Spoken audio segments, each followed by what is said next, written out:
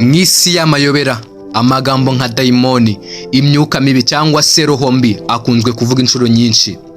Ariko si ubundi amadayimoni koko ni iki? Akomoka he? Kandi akora iki mu buzima bwa muntu? Nguhaye ikaze.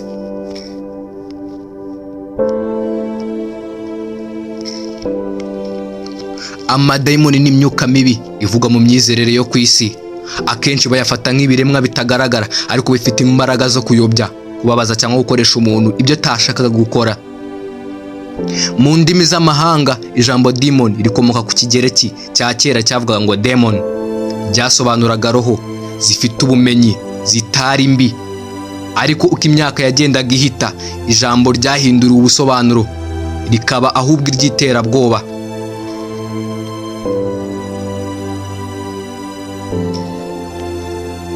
Mu myizerere ya gipagani amadayimoni ntiyafatwaga nk'ababi gusa, ahubwo bamwe bari abavugizi b'imbaraga z'ibyaremwe. Nyuma yaho idini katolike n'ayandi madini yagiye ahindurira iyo myumvire.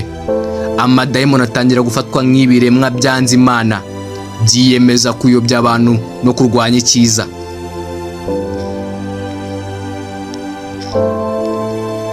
Mu myizerere ya gikristo amadayimoni afatwa nk'abamarayika baguye. Aba ni abari kumwe na Lusuferi, umumarayika wari ukomeye mu miririmbire mu ijuru. Bahunze ijuru kubera kwanga kumvira Imana. Bazwiho guhora barwanya umurimo w'Imana mu isi, ahubwo bakagusha abantu mu byaha bitandukanye.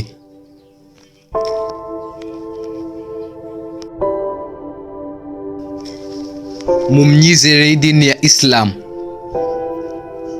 amadayimoni bayita shayitani cyangwa se jini, n'imyuka yaremwe n'umuriro. Jini bashobora kuba beza cyangwa babi, ariko shayitani bo babora ari babi, bahora batera abantu gukora ibibi.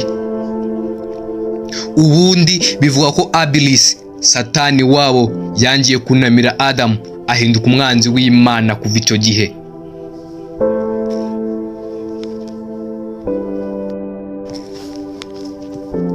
mu myizerere y'Abayahudi hari amadayimoni yitwa Shedimu na Lilifu. Bagaragara mu bitabo by'ibyahishuwe mu migenzo ya Tamudi. Aba bafatwa nk'imyuka mibi ishobora kwinjira mu bantu ikabatera uburwayi cyangwa se kuyoba.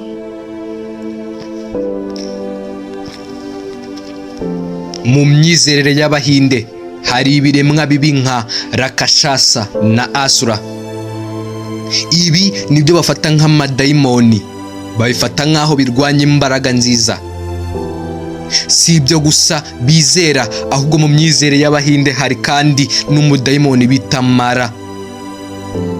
Uyu abonwa nk'aho agamije cyangwa se intego ye ari ukuyobya abantu akababuza kubona ukuri, agahora bereka ibinyoma ndetse n'inkuru zitari zo zigaragaza ko batawe.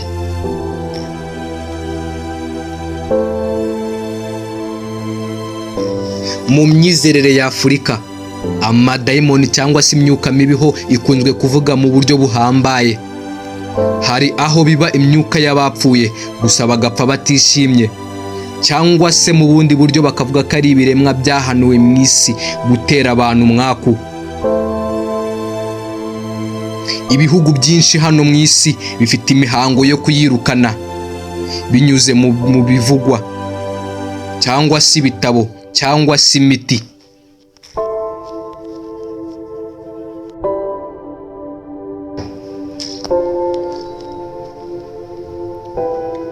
Hari ibitabo byinshi byagiye bigaragaza amazina n'uruhare rw'amadayimoni.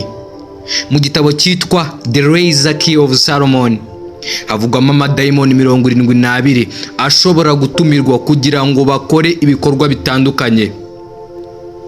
Buri dayimoni ifite izina, ifite isura ndetse n'inshingano igomba kubahiriza. Dore bamwe mu bavugwa amazina yabo n'ibyo baba bashinze gukora. Mu isi huzuyemo ibiremwa byinshi biteye ubwoba, harimo n'abo madayimoni. Aha hari urutonde rwa bamwe mu badayimoni n'ibyo ashinzwe gukora.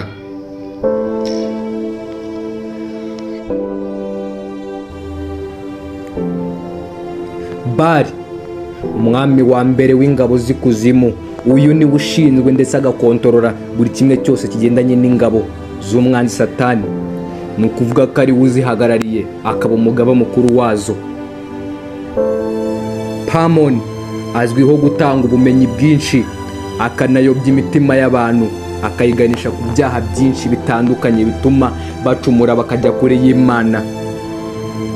Asmodeus, uyu ni umwami w'irari, ibyaha byose by'ubusambanyi niwe ubigena ndetse akabiterereza abantu kubikora kugira ngo batandukane n'Imana.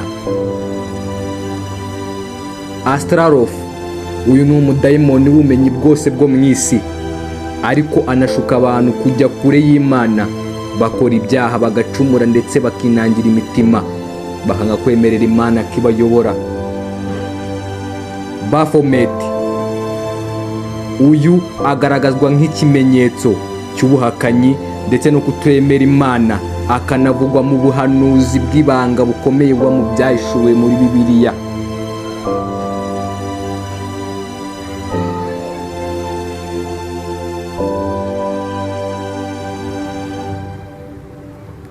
Bavuga ko bamwe mu bantu bajya mu migenzo itandukanye yo guhamagara abadayimoni, bakabazanira amafaranga, ububasha cyangwa se izina rikomeye muri rubanda nyamwinshi. Ariko buri kintu nk'ibisanzwe kigira inyishu. Ni ukuvuga ngo wabo bahamagaye ayo madayimoni bagomba guhara ubugingo bwabo, guhara imitima yabo, kwigabiza abandi cyangwa se guhemuka ku Mana kugira ngo bakunde babone icyo cyubahiro n'amafaranga bikomeye.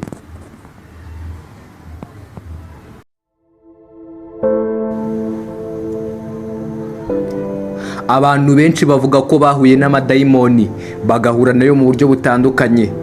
Bamwe bavuga ko babonaga indoto mbi, abandi bagafatwa n'indwara zidasobanutse uburyo bwazo, cyangwa se ugasanga umuntu yahindutse mu mico no mu myifatire mu buryo nabwo bidasobanutse.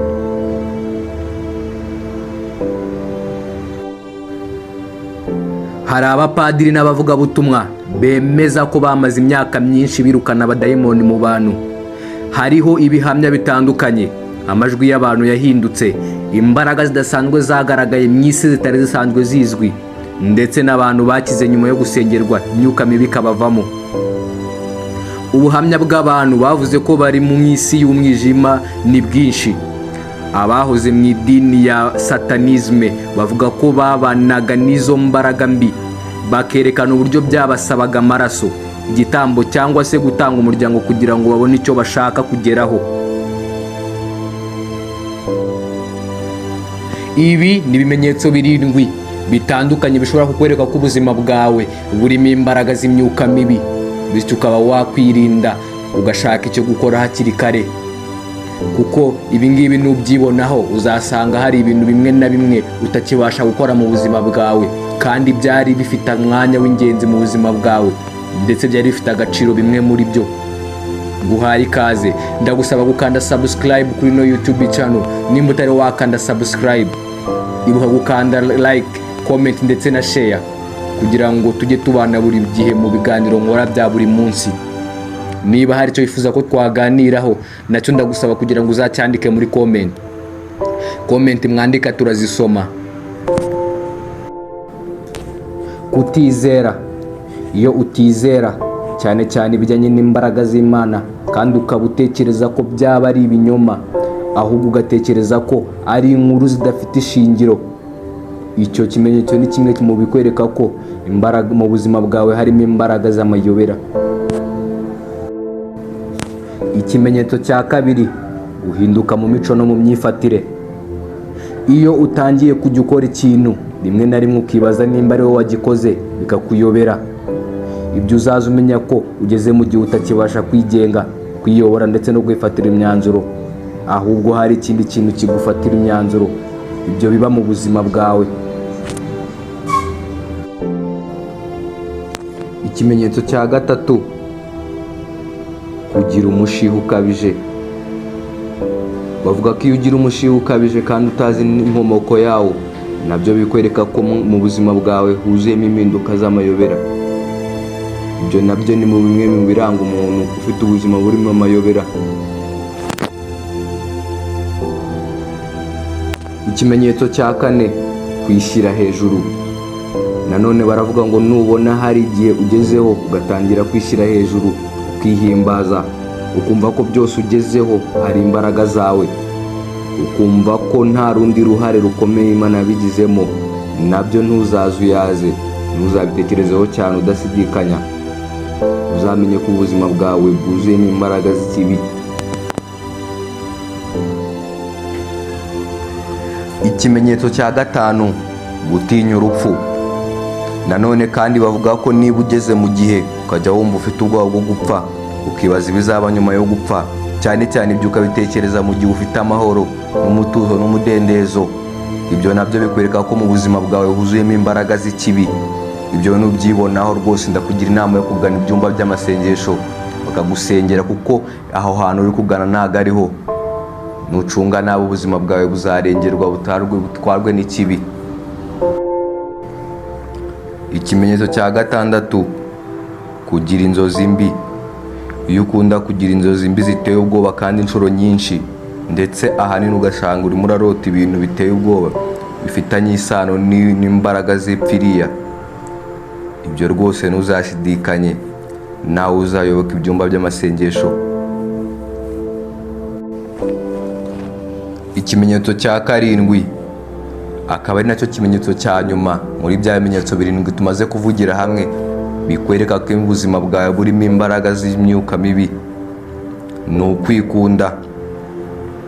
Kwikunda ndetse no kuba umunyamwigendaho, ndetse ukaba nta muntu ukizera, ukumva ko byose wageze hari ubushake bwawe n'imbaraga zawe, ndetse ukumva nta muntu ufite wo kubishinga. Ibyo rwose bihabanye n'amategeko y'Imana, kuko itegeko rya mbere rikomeye rivuga ngo ukunde mugenzi wawe ko wikunda. Ngushimiye ko twabanye kuva kino kiganiro gitangiye kugera kirangiye. Kanda like, comment ndetse na share. Ntiwibagirwe gukanda subscribe kugira ngo buri kiganiro cyose kijye kikugereraho igihe.